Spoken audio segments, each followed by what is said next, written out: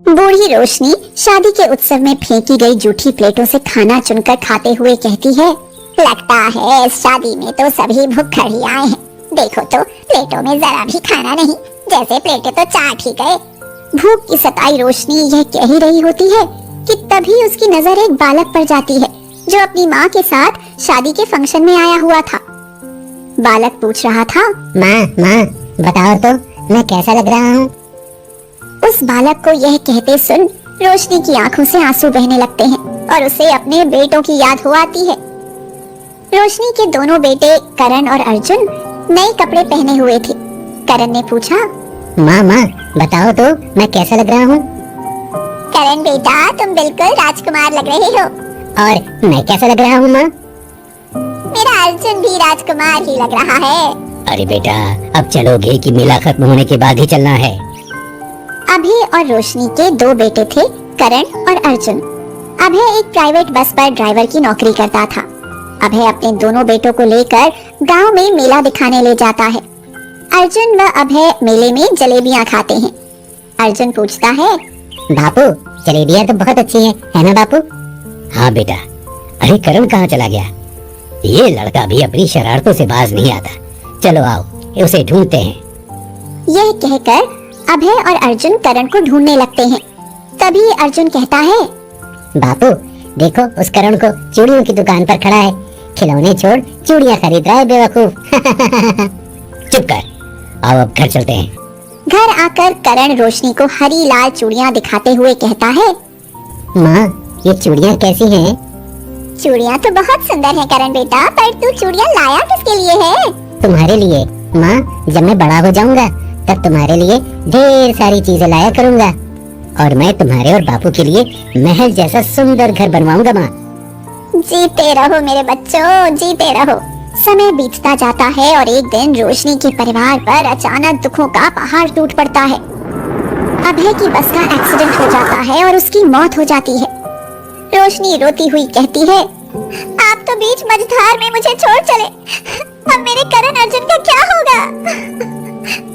अभय की मौत के बाद रोशनी अपने बेटों का पेट पालने के लिए काम की तलाश में दर दर की ठोकरें खाने लगती है।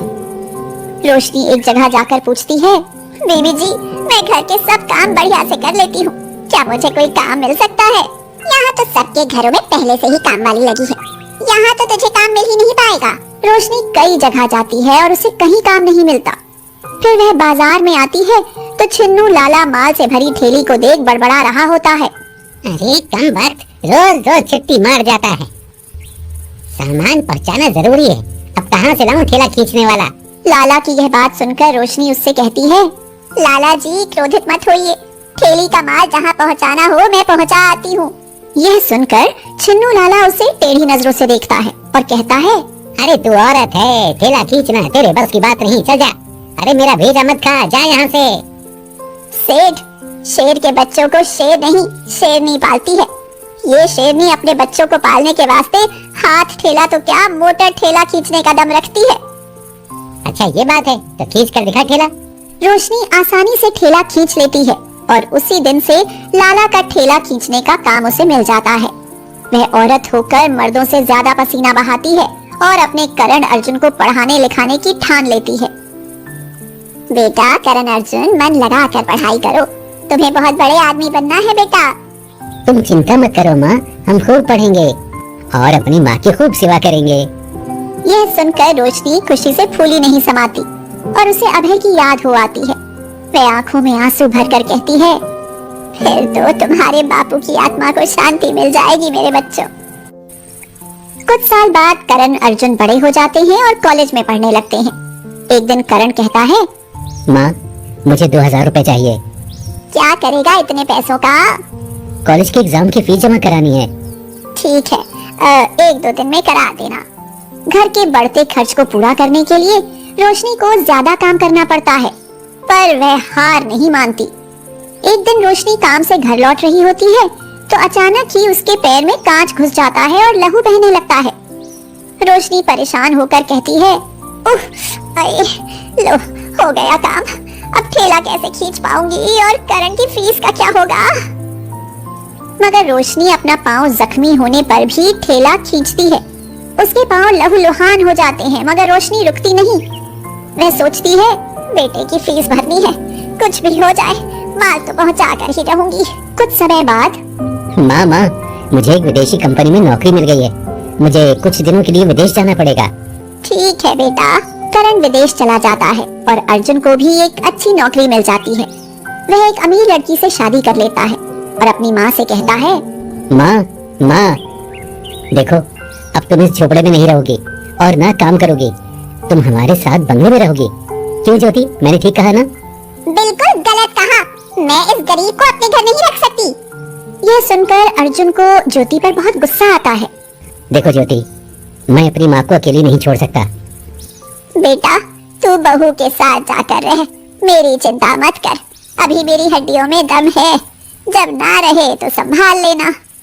रोशनी के समझाने पर अर्जुन उसे अकेले छोड़ ज्योति के साथ रहने लगता है और कुछ दिन बाद छिन्नू लाला रोशनी को काम से निकाल देता है। वह कहता है, अरे अब तुझ में ठेला खींचने का दम नहीं रहा, इसलिए घर बैठकर आराम कर रोशनी। उस दिन के बाद रोशनी को कोई काम नहीं मिल पाता। वह भूखी मरने लगती है और जब भूख सहन नहीं हो पाती तो मजबूर होकर भीख मांगने लगती है। लोगों से कहती फिरती है, बेटा बहुत भूख लगी है, 10-5 रुपए दे दो, कुछ खा लूंगी। एक आदमी बोला, अरे कोई औलाद नहीं है क्या, जाकर उनसे खाना मांग, हमारा बेटा क्यों खाती है? एक दिन रोशनी बाजार में भीख मांगने जाती है तो अचानक उसकी अमीर बहू ज्योति मिल जाती है। रोशनी कहती है, बेटी बहुत भूख लगी है। ओह, आप अमीर बहू की गरीब मजबूर भिखारिन सास। यह कहकर ज्योति रोशनी की तरफ 100 का नोट बढ़ाती है और कहती है, ये ले पैसे और भर ले अपना भूखा पेट, पर एक बात ध्यान रखना, हमारे आसपास भी कभी नजर मत आना, भिखारिन कहीं की। बेटों की लापरवाही और अमीर बहू की नफरत के चलते रोशनी की हालत बिगड़ती चली जाती है। वह बीमार रहने लगती है और एक दिन भूख से बेहाल होकर शादी की जूठी प्लेटों में बचा खाना खाने को मजबूर हो जाती है। अपने करण अर्जुन के बारे में सोचकर रोशनी रोने लगती है और तभी अचानक ही रोशनी के पास एक कार आकर रुकती है। कार में बैठा करण अपनी माँ की यह हालत देखता है तो फूट फूट कर रो पड़ता है और पूछता है, माँ तुम और ऐसी हालत में, अर्जुन भैया कहाँ हैं?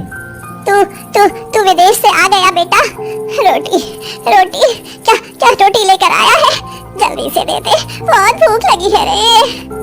यह कहते कहते रोशनी बेहोश हो जाती है और करण उसे अस्पताल ले जाता है। होश में आने पर रोशनी उसे सारी सच्चाई बताती है। सच्चाई जानकर करण को अर्जुन पर बहुत गुस्सा आता है और वह कहता है, तू है ऐसे बेटे पर जो अपनी माँ को ऐसी हालत में छोड़ दे, आज के बाद मैं उसकी शक्ल नहीं देखूंगा। ऐसा मत बोल बेटा, अब घर चल। फिर कुछ दिन बाद जब अर्जुन को अपनी भूल का एहसास होता है तो वह अपनी माँ के पैरों में आकर गिर जाता है और कहता है, मुझे माफ कर दे माँ, ये सब इस अमीर जाति ज्योति के कारण हो गया, आज के बाद मैं इससे कोई रिश्ता नहीं रखूंगा। अर्जुन की यह बात सुनकर ज्योति को भी अपनी गलती का एहसास हो जाता है और वह भी रोशनी से माफी मांगने लगती है। रोशनी उसे माफ कर देती है और फिर करण अर्जुन दोनों भाई खुशी खुशी उसके साथ रहने लगते